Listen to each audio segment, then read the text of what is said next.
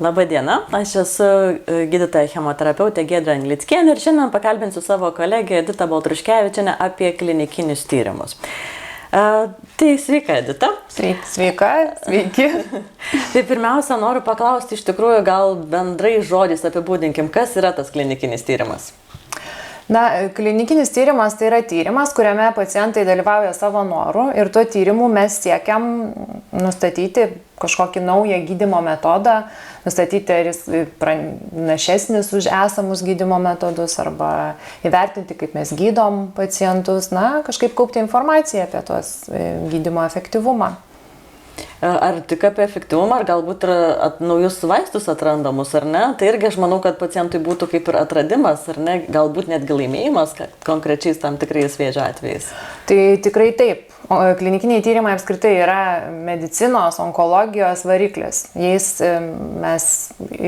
Juos pasitelkiant mes galim vertinti, nustatyti naujus metodus, atrasti naujus vaistus. Ir tai itin svarbu tiek ir mum gydytojam, tiek ir pacientam dalyvauti, nes dalyvaujant klinikiniam tyrimė galima gauti vaistą, kuris galbūt klinikinėje praktikoje atsiras tik tai po kokių 5 metų. Tai vienareikšmiškai, kuomet manęs klausia pacientas, ar jam verta, ar naudinga dalyvauti, niekada neabejoju, nes tai yra tikrai labai naudinga.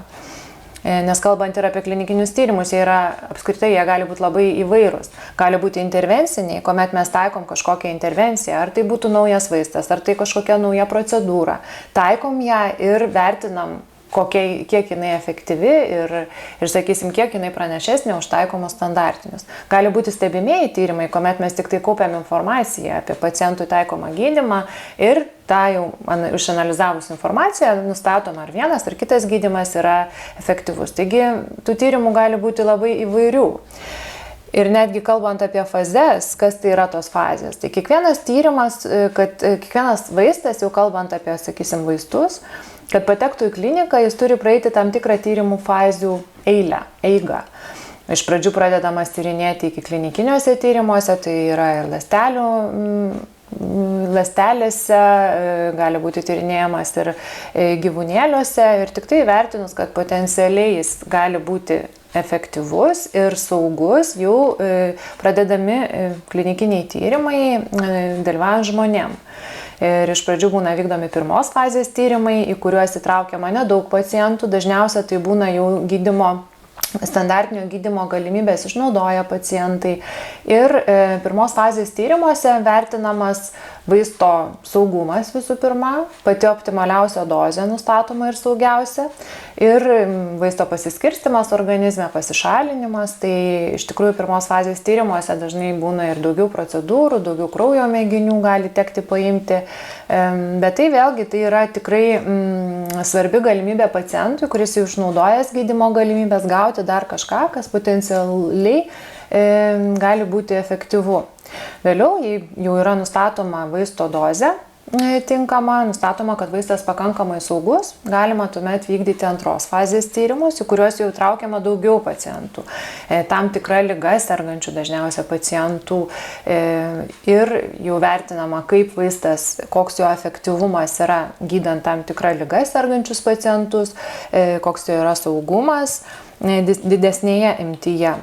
Ir jei nustatoma, kad vaistas yra pakankamai saugus ir efektyvus, jau vykdomi trečios fazės tyrimai, jau čia įtraukia šimtais pacientų įtraukiama, dažnai jie būna randomizuoti, tai reiškia, turi keletą šakų, vienoje šakoje taikomas gydymas, sakysim, standartinis, kitoje šakoje taikomas gydymas tyriamasis ir jau šių tyrimų tikslas palyginti, kiek naujas gydymo metodas yra pranašesnis už taikoma standartinė.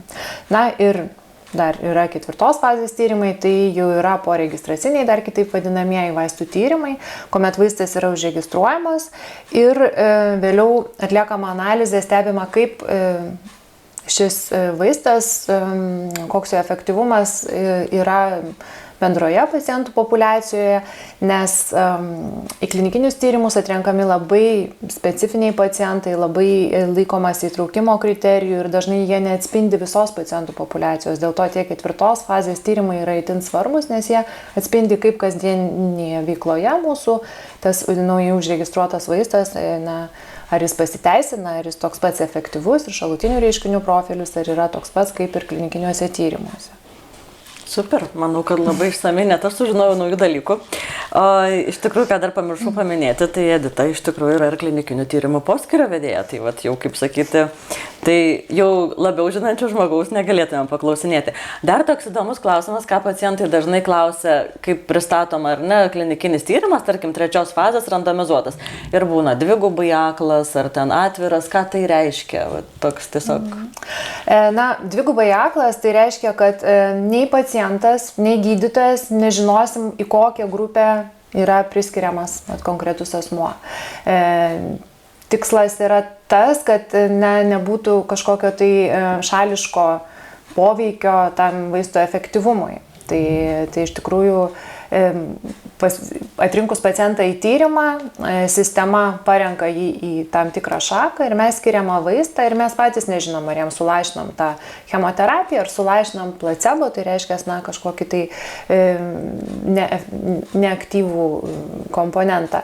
Tačiau norėčiau dar atkreipti dėmesį, kad visuomet susidurėm su ta tokia nerimų placebo kontroliuojama šakos, o kągi pacientas niekada nenori dalyvauti tyrime, bet nieko negauti. Tai užtikrinsiu, kad tokių placebo kontroliuojamų tyrimų, kuomet pacientas nieko negauna, yra išskirtinai mažai. Dabar jau tyrimai yra standartinis gydymas su placebo arba standartinis gydymas su tiriamuoju vaistu. Tai tokiu atveju pacientas tikrai nieko nepraranda.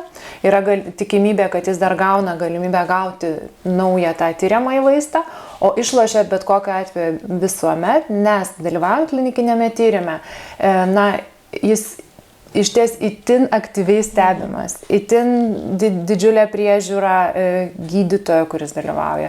Ir atliekami radiologiniai ištyrimai labai jų aiškiais momentais. Kiekvienas šalutinis reiškinys yra įvertinamas, labai atkreipiama dėmesį, kaip pagelbėti. Taigi tas kontaktas gydytojo su pacientu yra itin svarbus ir didelis. Taip. Ir intensyvus. Irgi mėgstu tai sakyti, kad pacientas po padidinamuoju stiklu būna. Taip. Ne, tuo atveju, taip. O gal galėtum pasakyti, kur pacientas gali sužinoti apie visus šiuo metu, tarkim, Nacionaliniam vėžio institute vykstančius klinikinius tyrimus? Visą informaciją apie vykstančius klinikinius tyrimus skelbiame mūsų tinklapyje, paciento skiltyje, klinikiniai tyrimai, tenai galite atsidarę pamatyti, kokie tyrimai šiuo metu vykdo aktyvų įtraukimą ir jeigu tokia diagnozė, tai galite arba kreiptis nurodytų telefonu į mūsų skyrių, klinikinių tyrimų skyrių, tai tikrai galim pakonsultuoti, bet visuomet mes siekiame pacientą pakalbėti su savo gydančiu gydytoju, nes gydytojai taip pat žino, kas vyksta, mes tą informaciją apie vykstančius tyrimus platinam ir tarp gydytojų, nes mūsų tikslas, jeigu startavom su tyrimu, įtraukti kuo daugiau pacientų, kuo greičiau ir žinoma, tą informaciją visuomet dalinamės. Ir pacientus atrenkami klinikinius tyrimus, tai sakysim, dalyvaujant tos multidisciplininės komisijos aptarimuose, jau mes žinom, kad tas potencialus pacientas gali būti tinkamas ir jau tikslingai jį pakalbinsim į tą tyrimą.